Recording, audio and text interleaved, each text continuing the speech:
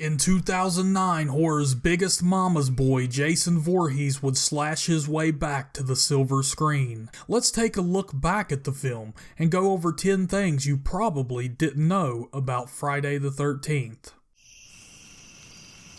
Shh, did you hear that?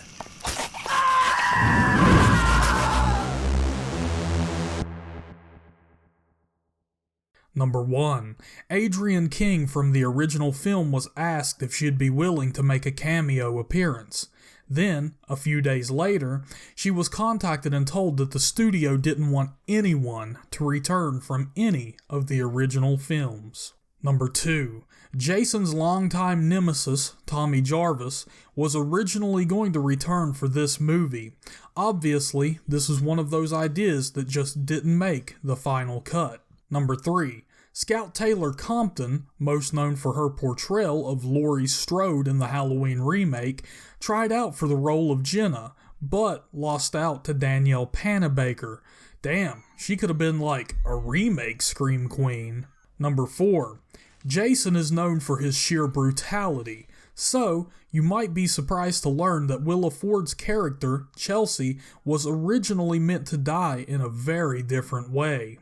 Originally, after being stricken by the boat, Jason would watch from the shoreline in plain sight. Chelsea would be too afraid to swim to shore, and Jason would just wait her out. Eventually, she'd drown due to exhaustion.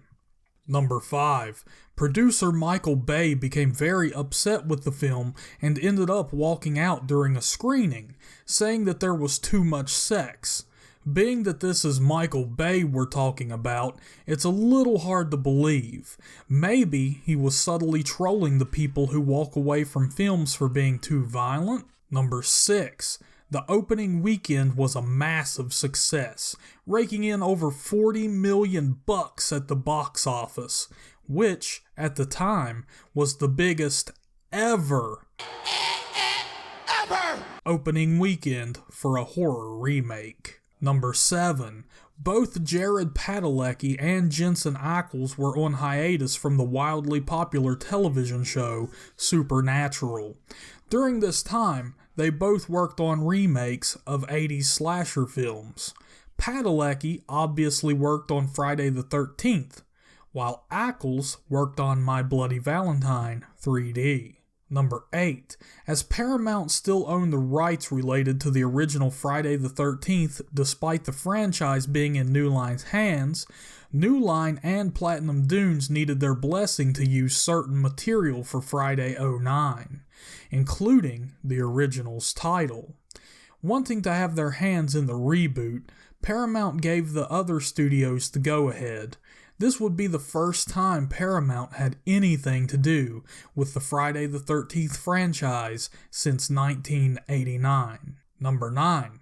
Even though most people consider the film to be a remake, and it was promoted as such, you'd be surprised to learn that technically, on paper, the film is classified as a sequel.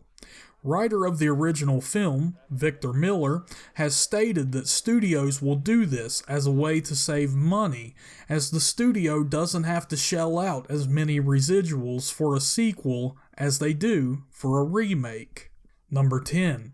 Jenna wasn't meant to die as early as she did in the final film, but her death would still be just as shocking. Originally, she makes it into the school bus with Clay and Whitney. Now that things aren't quite as hectic, Jenna jokingly tells Clay that she hopes their next date goes better. At that point, Jason would show up and kill her with a fire extinguisher. That's it for this video. So, what did you think of Jason's big return to the screen? Let us know by leaving a comment below. Also, make sure you subscribe to the channel. We'll have some more horror treats lined up for you very soon. Fucking lucky there, Stretch. Came about that close to hitting the start button on the whoop-ass machine, boy.